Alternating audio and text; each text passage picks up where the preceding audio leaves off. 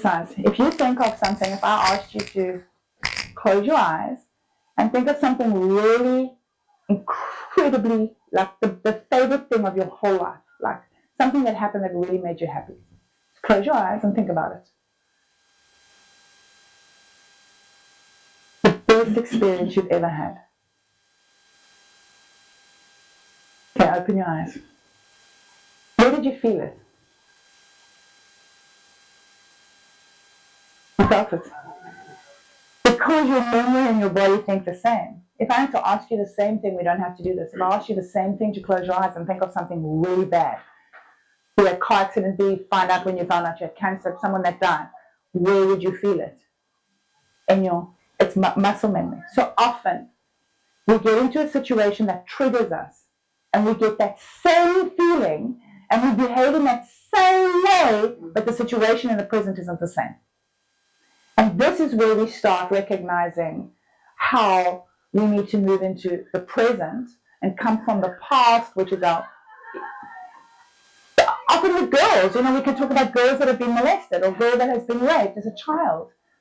That happened as a child, and then they come into their adulthood and someone has upset them or someone's touched them the wrong way and they behave in the same way that child did. It's not because they are mentally messed up, it's because their body is remembering it. And so when we get into adulthood, no problem. When we get into adulthood, we're carrying that thing, and I think the main thing is to recognize that. Why am I feeling this? It's not the real situation. Okay, stop. Let's deal with the reality. Because if you don't, you're going to carry the past. The past is the past. We have good memories in the past and we have bad memories in the past. But we cannot change the past. We do not have time machines. There is no way. Even if you think, well, the past, I'm going to make that person pay, you still can't change what you're going to make them pay for. That's the present. The future brings us anxiety. The past brings depression. The future brings anxiety. Because it hasn't happened. What if this happens? What if? And so you become stressed and anxiety. The present, the right now, is the only thing you have control of. You don't have control of what I'm saying. You don't have control of the weather. You don't have control of what the government's doing. You don't have control of your husband, your children, your sister. You don't. You don't have control of anything external. But you have present control of yourself, meaning that you have control over your physical. You do. Someone that's overweight, that says, well, I can't lose weight. I will argue that with them.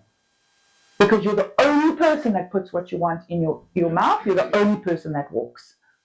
Yes, there can be other factors, but you are in control. You are in control on how you react to a situation or how you bring yourself forward in a situation. So physically and emotionally and mentally, those are what you can control. You cannot control feeling so sick because you were given something that's making you sick. But in the moment you can control, okay, I can lie down, I can take a breath, I can control what I'm going to do the next step. Does that make sense? Yes. Because when we're out of control, we feel stressed. And a lot of us want control. When control is taken from us, abuse victims want control over their life. People that have been given, or you've got a death sentence, you're going to fight with, want control. You want to make sure you've got everything there because that's your safety. The best part. So those are the things that when we're looking at mental health, is that we look at being present. Sometimes present is hard. But I'd rather be in the hard and the ugly of present than be in the thought of the past or not if. I remember someone telling me a story in South Africa. There was a shipwreck, a boat in Cape Town that went down. In Cape Town we've got the great white shark. And it made a very relevant point to me. They were on the boat and they were not far offshore and the boat broke. and they had to get to shore. And they were like, well, we've got to swim because we can't stay here. In Cape Town, we have the point, which is very dangerous. It's a smaller boat. So the guys jumped out of the boat to swim across. And when they swam across, they saw a shark. So now you're in the middle of where? What are you going to do? What if? If I go to the boat, I can sit in the boat. But how do you know you're going to make it to the boat? It's like, what if I go to the boat and I don't make it? Or if I get to the boat and then where do I go? Or if I swim, I just keep going. But what if so what if? He swam and he made it. But he could have done the one, what if? What if I just go to the boat and I stay there, that's safe. But if I stay at the boat, this is what's going to happen. What if? What if? No, I can't swim. The shark is, but what if I just go? And I made it. And so that is, when you're looking at that in the present, is it's easy to say, what if? What if this happens? How do you know? The future, we don't know. You can step into it. Maybe it happens, but in the present, you can deal with it. You can deal when you are in a situation much better than when it's in your mind and moving forward. So where you are now, this is something that I would love for you to take. I'd love for you to take the mental health part of it in understanding as, let's use coping mechanisms. Let's concentrate on, very importantly, our sleep, nutrition, and exercise. Those are your few steps. I know that if I don't sleep enough, there's nothing you can do to make my day better, to sleep. And then look at, this is something that you can instill in your calmness. It's something you can pass forward. These are things that you can pass forward. You can leave a legacy with your friend or with your grandchildren. It's something you can teach the next generation. This is something we can all teach, but we've got to live in it. People that stress are sick because stress causes a nice activation to bad cells. Stress is often women that are going through cancer, often not women, people that are going through cancer will be put on antidepressants at that time. But it's because they want people to stay calm. Because if you're not calm, you activate dormant cells. Stress does that.